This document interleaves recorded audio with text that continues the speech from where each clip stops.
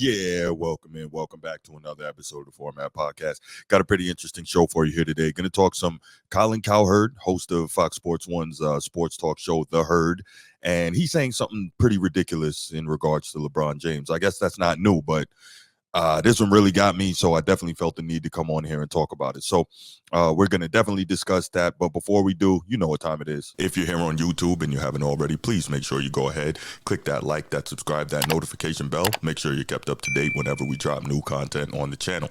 If you want the audio-only version of the podcast, open up your audio podcast platform, hit the search bar, type in The Format Podcast, and we should come right up. If you're enjoying the content, make sure you give us that like, that 5-star review, and drop a comment. All that stuff helps us rise in the algorithm, helps us find more sports fans, helps more sports fans find us. And finally, make sure you write it down, put it in your phone, set an alarm, do whatever you got to do to remember. Saturday nights at 7 p.m. we are live here on the Format Podcast, and we'll give you the opportunity to call in, talk to us, get at me. I love it. I can't wait. All right, so man, this was an interesting one. So as I mentioned in the intro, Colin Cowherd, he's a long time sportscaster and opinionist, and he's got a pretty popular show, very successful show on Fox Sports One called The Herd with Colin Cowherd. Talks about a lot of sports topics, mainly football and basketball. But when it comes to basketball, he says a lot of things I really don't agree with. I've done some shows talking about him in the past, but yesterday, Friday, what was that? Friday, April 19th. So whatever day you're listening to this, Friday, April 19th, he was on, and he did it again. He said one of the most ridiculous things, and he's funny because he's really back and forth on this LeBron and Michael Jordan thing.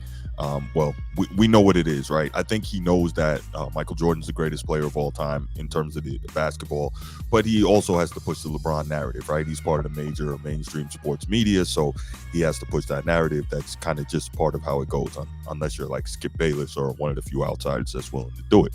But anyway, so he's talking about LeBron James, and he's talking about the Lakers' upcoming matchup against the Denver Nuggets. And well, let me play what he had to say for you. Then I'll come back and discuss it, because I heard it and I was like, wait, what? You gotta be kidding me. So here we go. So LeBron James and the Lakers, prime time tomorrow night, start their series against Denver. So, Denver's the preemptive favorite. They swept the Lakers last year in the Western Conference Finals. So when I suggested a week ago, maybe the Lakers could rest LeBron AD in that first game and, end up facing Oklahoma City, who they match up with really well and had beaten several times this year. Instead of Denver, Colin, you can't duck. Yeah, you can. You can do that. There are better matchups. But it wasn't just about losing the series potentially to Denver. It's about the repercussions of losing the series to Denver. LeBron has options after the year, and right now he's easily the team's best playmaker, like easily. So LeBron's career has always been under a microscope. We all know that. So he gets swept by Denver, and then he gets swept again by Denver. And D'Angelo Russell again has a mediocre to bad series. What's the fallout for the Lakers? What's the fallout for LeBron? Because Denver's not going anywhere. They're still pretty young, a lot of players in their prime, and I think Jokic is actually getting more efficient. And LeBron, if they get swept or lose in 5, is going to say to himself, oh, let's see here. We don't match out. We can't beat them. They have more players in their prime. I'm getting older. What's the fallout for that? He's going to say to himself, I need a new coach, start over again. I need new teammates outside of AD. So Oklahoma City would have been different. If you beat Oklahoma City in a 6-7 game series, regardless of what happens after, there would be hope. There would be optimism in a year that ends and LeBron has options. LeBron would be saying, we can live with Darvin Ham. I like this roster. Maybe move D'Lo. We just need tweaks. That's a different offseason than getting swept again or losing in 5 to Denver. And now, the upside to getting whacked by the Nuggets is it may force Rob Pelinka and Jeannie Buss to absolutely have to go get Trae Young for Atlanta, regardless of what you have to give up. So there is a ray of sunshine if you get clobbered, and I think the Lakers match up with Denver, but I don't see them closing out games in this series.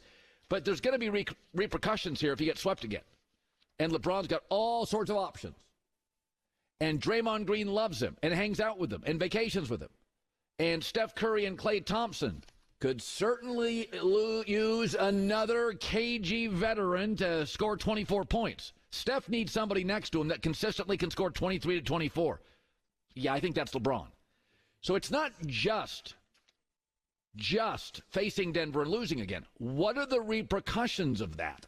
I think they're substantial, with the only good side being you get whacked, and Trae Young is absolutely a Laker next year because Jeannie and Rob Pelinka know LeBron will put the heat on him. That's what he does. Okay, so Colin had a lot to say there, and it's a lot to unpack. And I think it's as usual. I think it's absolutely absurd. But let's get down to it and talk about it a little bit. So first thing he talks about is if the Lakers lose to Denver, which they likely will, that's a bad matchup for them. I think they've lost the last 9 in a row to Denver. Denver's a defending champion. But again, like, if you're so adamant that LeBron is the greatest to ever do it, and of course he's got AD, who's relatively in his prime or on the back end of his prime, why do you not have more confidence that the Lakers can make a series out of this thing? That's the first thing. But okay, let's say even if Denver does sweep them and they lose, cool. So you notice what he did there, and we have normalized this to an insane extent when it comes to LeBron James. So he says, if the Lakers lose, and immediately he blames the role player. If D'Angelo Russell doesn't show up, right? So I'm like, wait a minute, what? D'Angelo Russell doesn't show up. That's not the superstar. That's not the guy who's supposed to get you over the hump. And again, if you watch this channel, you saw earlier in the week, I did the Eddie House show. He blamed Eddie House and those role players in Miami, him being LeBron, when LeBron was in his absolute peak of his physical ability prime. LeBron has always done this, though. He's always, what do I say? Never had enough.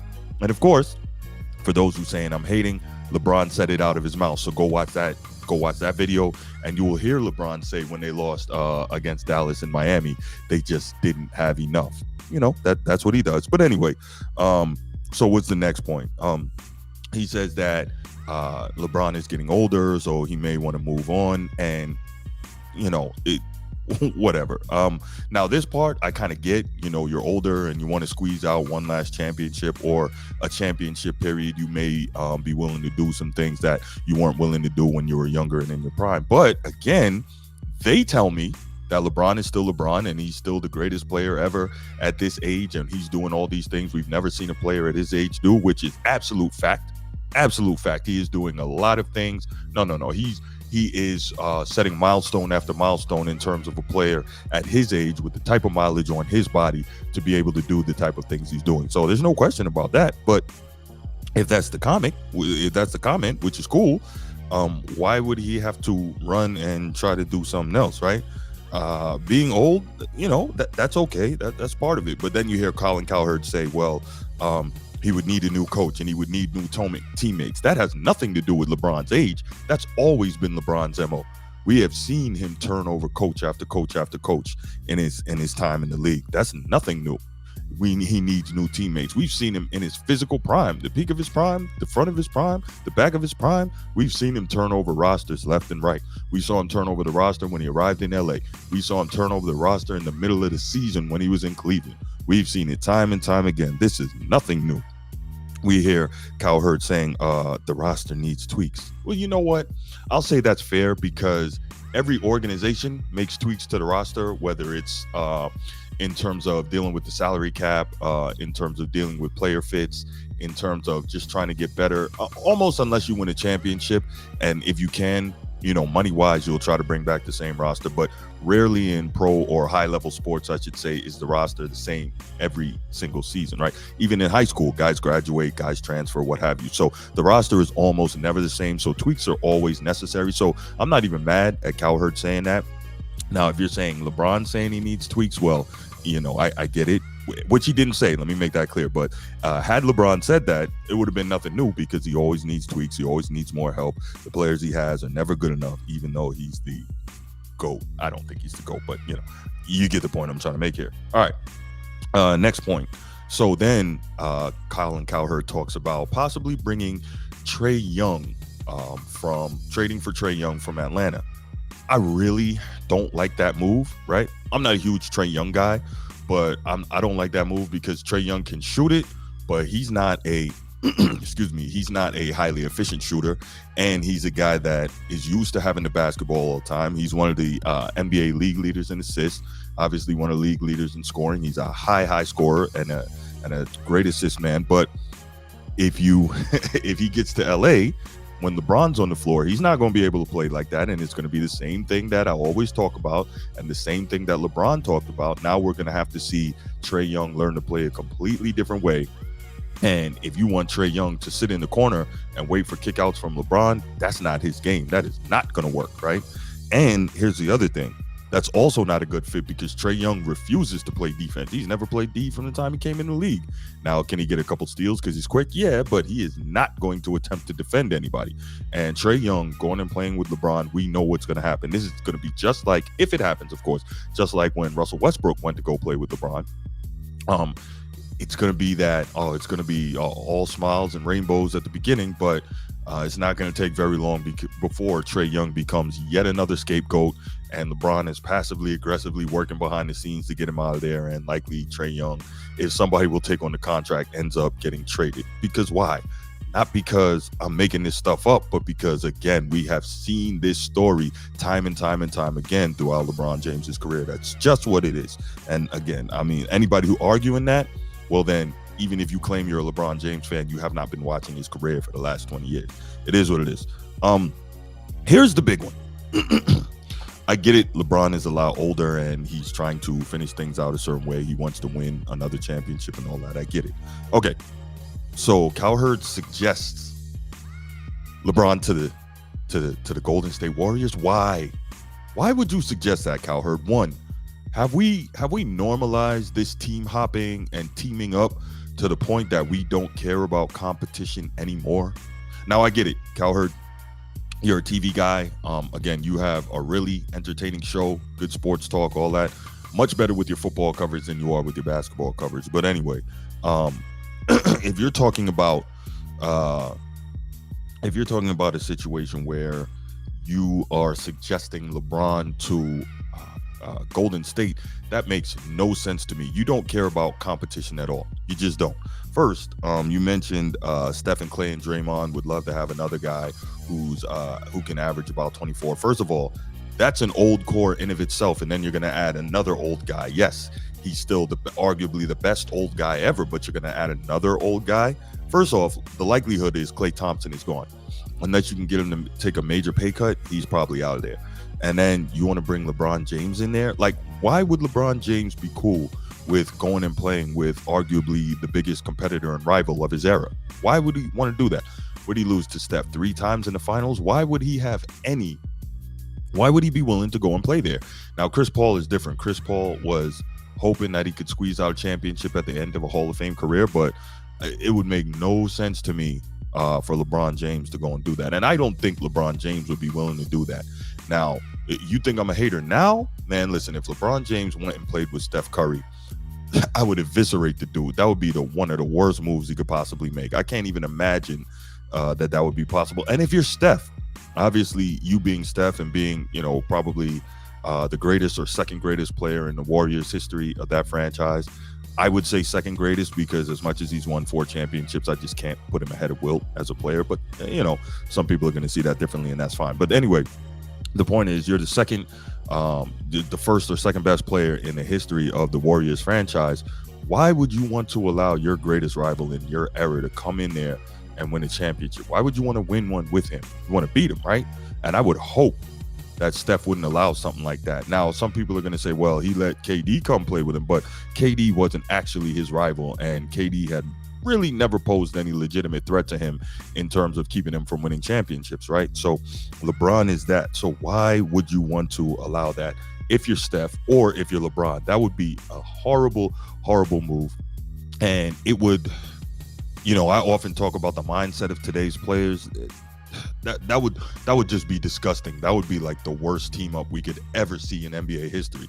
Not that it's to that level, because obviously they saved the league, but that would almost be like Bird and Magic going to play together. Like, that doesn't make any sense. You're talking about the 2 biggest rivals of a decade or of a generation in the NBA. So the point I was trying to make here, I was just I heard it and I was bringing it up, and I said, man, I got to do a show on this. Cowherd, man, he's got no shame. He doesn't seem to care at all about competition. I know he understands that it's TV and it's an entertainment product, and if you saw those two on the same team, people would tune in. It would sell tons of jerseys. It would sell tons of ad revenue, and it would probably give the NBA a much-needed boost in viewership, but it would be terrible for the game. And I would truly hope that LeBron James and Steph Curry wouldn't even want to consider something like this. And Colin Cowherd, well, I guess you succeeded, because you got me talking about it, and I'm sure maybe some other people are going to talk about it. But I think it would just be terrible. And you said what you said, and it got some attention, and I can only hope that this never happens, because it would be terrible for the NBA. It would be terrible for Steph's legacy. It would be terrible for LeBron's legacy. Yeah, that's what I got. So leave your comments in the comment section. What do you think about Cowherd's possibility, or his idea, or his suggestion, whatever you want to call it? I'd love to hear your thoughts on that. And make sure you tune in tonight, Saturday, 7 o'clock, for the live call-in show. Can't wait to get back with you. And I'm out. Peace.